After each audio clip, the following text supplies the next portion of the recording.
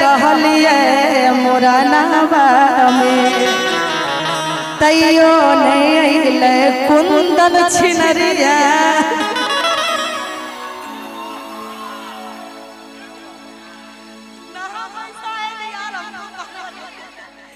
आहे मोरन के मेरी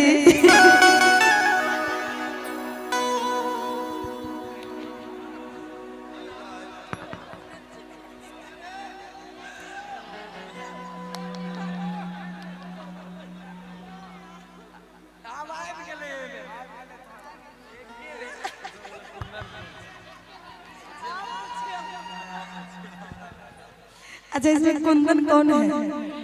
क्या बात तब से आप सबको हंसा के रखे हुए यार। कौन रखा है आपका नाम? उनको हम 1 करोड़ नहीं 1000 करोड़ देंगे। कौन रखा है आपका नाम? मम्मी मम्मी रखी है कि आपका हस्बैंड जी हस्बैंड रखे हैं ये नाम? अपना ही नाम लेके इनमें चिपका दिए। अरे ये कहेंगे सुंदर जलाइन बहुत हो गया हंसी मजाक के अरे नाना के न्योता दिलिए नानी के आवेल कहलिए मोरा नावा में। रुपया लेके आए हैं संजना जी अभी? क्या बात है, रुपया ले हो नहीं आना चाहो? अपना भाषा में पूछे छी तो जल्दी तनी दिमाग में क्या चाहिए नहीं तो तनी टाइम लग जाए। नहीं आना कहीं कि पर्स घरे में भूल गए तब तक ले आइए, तब तक हम नाना नानी को बोल रहे हैं। अरे ये कहेंगे कि नाना के न्योता दिलिए।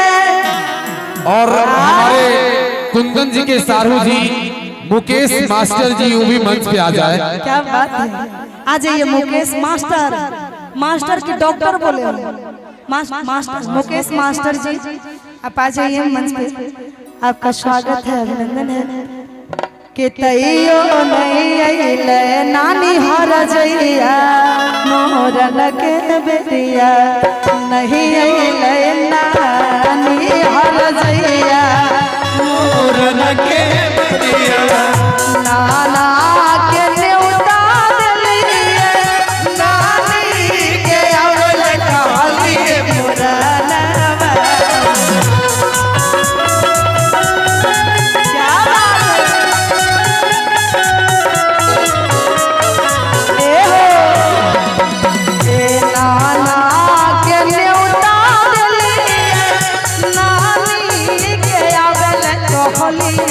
मोरा नावा में तैयो नहीं अइले नानी हर जइया मोरन के बेटिया नहीं अइले नानी हर जइया मोरन के बेटिया।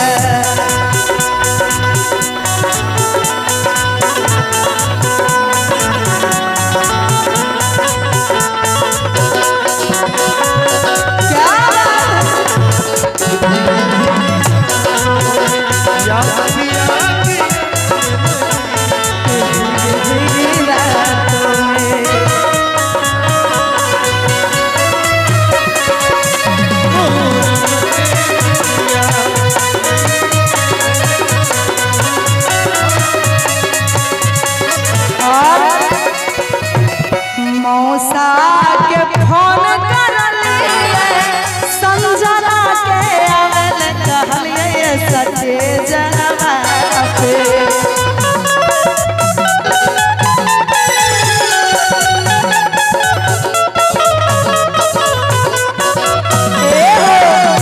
मौसा के कार्ड पठलिए कुंदन के आवेल कहलिए मोरा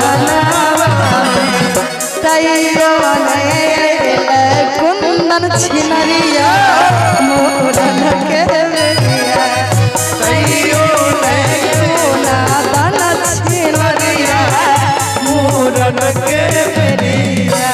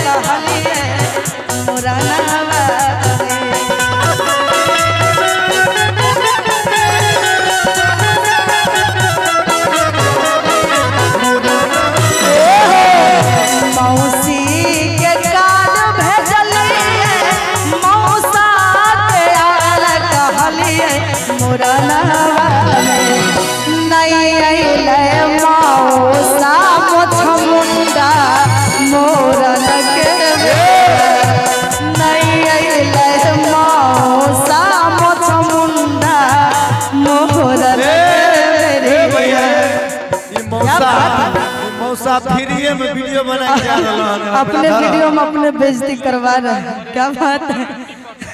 मौसा से फ्रीए में वीडियो बना ले। फ्री में कोई नहीं जाइएगा, पुरस्कार दे के जाइएगा। कान में जब तक मोहर नहीं लगता कि यारे मौसा के बहिनी तने मांगे हो।